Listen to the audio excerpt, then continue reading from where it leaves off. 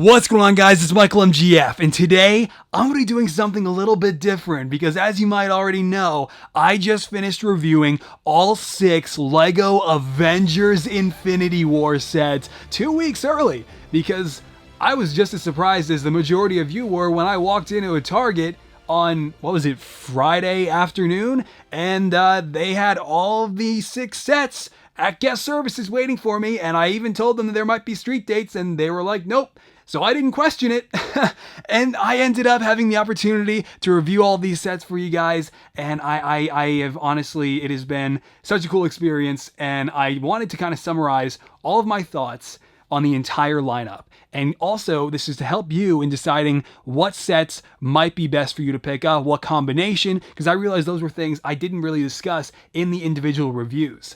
So, the minifigures in the Sanctum Sanctorum Showdown were definitely really cool, and I absolutely love the new Iron Man suit, the new Tony Stark head, the HUD. It's just an excellent minifigure all around. The new Iron Spider suit came with its inaccuracies and disappointments, like secondary dark blue colors that aren't really present in the movie, along with a lack of double molded legs, and the actual Iron Spider arms are a little bit big and a little bit bulky, but it's overall a really satisfying minifigure. Doctor Strange, featuring the same torso and legs, unfortunately, but sporting a brand new collar piece along with a brand new hairpiece, which definitely improved the minifigure at least a little bit.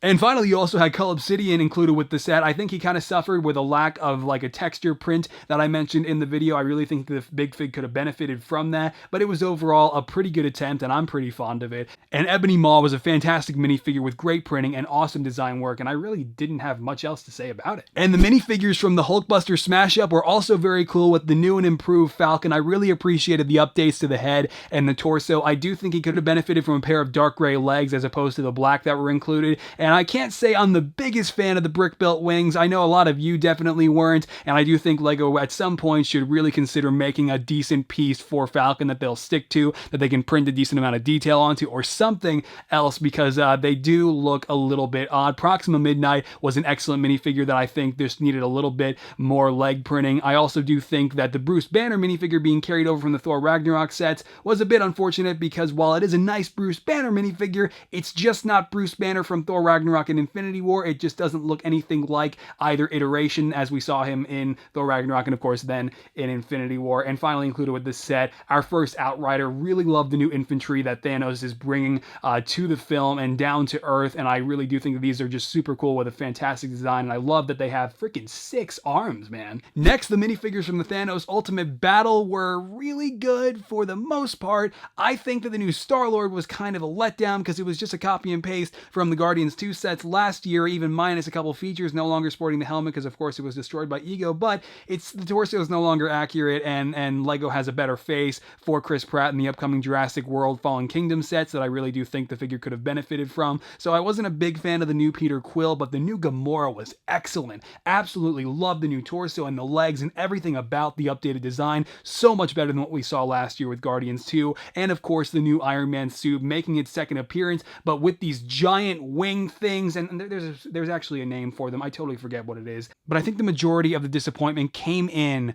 with Thanos, because you can see just looking at the Big Fig, he's got armor, he's got inaccurate color schemes on the torso, and so I really do think that either LEGO just straight up didn't care, or this entire design and this entire Big Fig was a victim of the fact that LEGO designs their sets based off concept art usually about a year in advance. The Infinity Gauntlet, however, was very cool, and I absolutely loved assembling all 6 Infinity Stones, one from each of the 6 sets. That was such a cool idea, and I really do think LEGO executed it to the best of their ability. I would say the only thing I would change is maybe make the gauntlet a little bit smaller, but then you'd have to make the stones smaller, and they're already really small as it is, so I totally understand with the Infinity Gauntlet, and I think LEGO did a pretty great job with it, even despite, how inaccurate it might look. It's a really cool idea. Next, all the minifigures from the Corvus Glaive Thresher attack were, they worked. You have Black Panther taken straight from the Black Panther sets from just a couple months ago, which is totally understandable. A really nice minifigure. I do hope that they make a helmet someday, because I can't say I'm the biggest fan of the Darth Maul style earpiece that they have going on for him. And then, of course, the debut of Shuri was definitely really cool to see. Not sure if she's actually going to sport that orange jacket in the movie. Hopefully she will, so that we can finally know if this figure is accurate or not.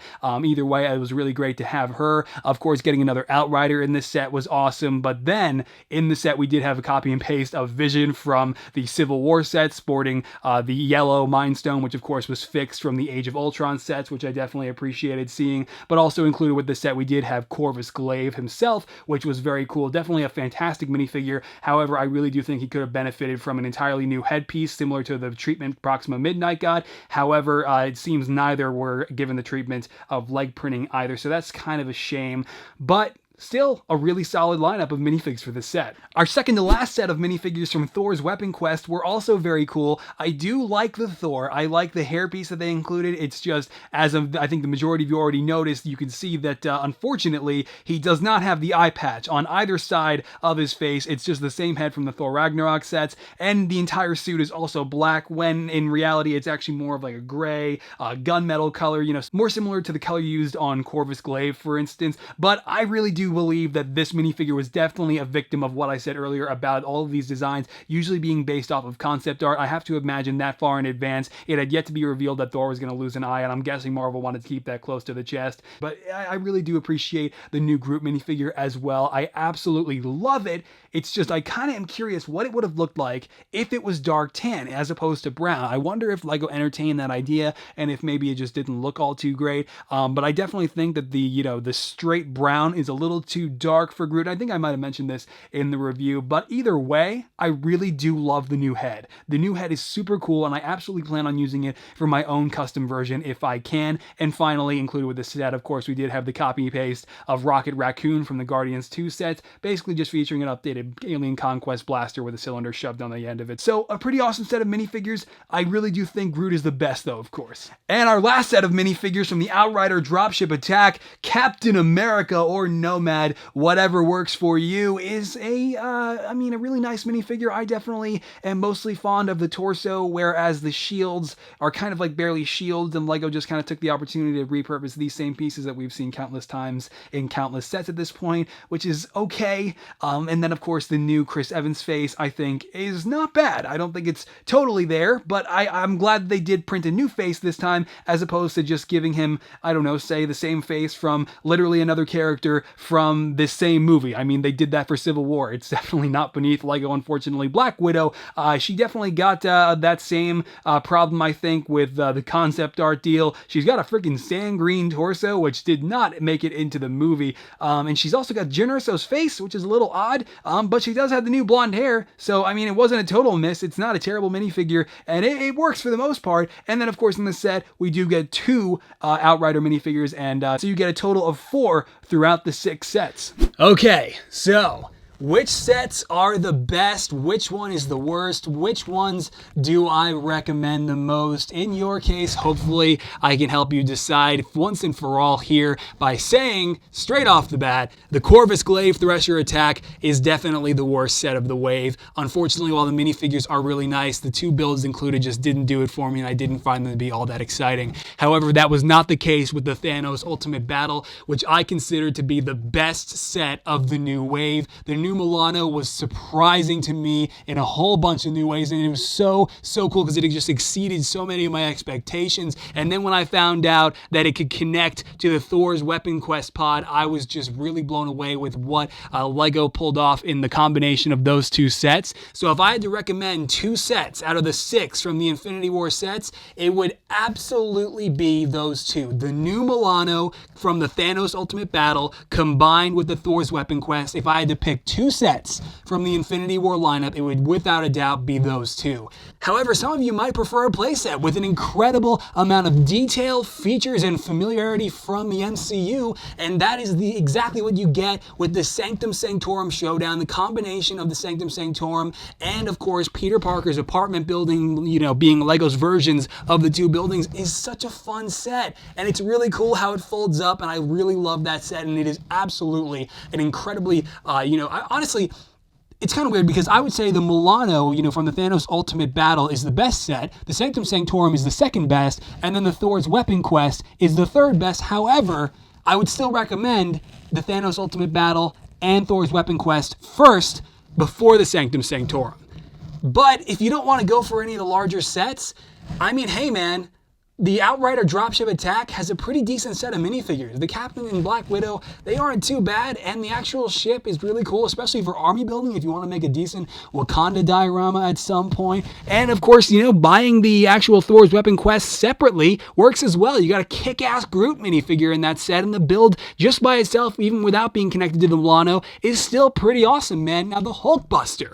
Why have I not mentioned the Hulkbuster? Well, because I've already had 2 Hulkbusters before this. One, of course, from Legoholic all the way back in early 2015, and then the Age of Ultron Hulkbuster. And while this one did improve on a lot of things, I didn't really find it to be like, oh my god, I'm blown away, because, Lego's got another Hulkbuster coming out pretty soon here, the UCS Hulkbuster or the Ultron edition. So while this one is really cool, it does leave room for improvement, and it's fine. I wasn't flipping out over this new Hulkbuster. However, the minifigures included are very cool. Proxima Midnight, you've got Falcon in there, you've got Bruce Banner and an Outrider. So if you want to do that, maybe combine the Hulkbuster with the Outrider Dropship Attack, and you could, there are a lot of options here for how you can combine the 2 sets. If you want to go the cheaper route, of course, the 2 smaller sets. If you want to kind of go mid-range, then maybe the Outrider Dropship Attack and the Hulkbuster, or the Hulkbuster set along with the Thanos Ultimate Battle are all things to consider. And I think that pretty much covers everything I have to say about the Avengers Infinity War lineup, the first wave of sets for spring 2018. I don't know what LEGO has planned for the fall, but rumor has it that they do have a few sets in the pipeline following the release of the film. So I'm very excited to see what those sets bring. Hopefully we'll finally get Wong and some updated versions of minifigures that were omitted from this entire wave. But yeah, guys, I just wanted to kind of do this video to summarize my thoughts on all 5 of the reviews that I did for the Infinity War lineup. Hopefully this helped you a little bit in deciding as to which sets you should pick up, as I know there is definitely a lot to consider from all 6. And so I think on that note, let me know what you think down in the comments, as I know this is definitely a lot to take in, but I'm glad I put it all in one video. And so I'll see you guys later. All right, bye-bye.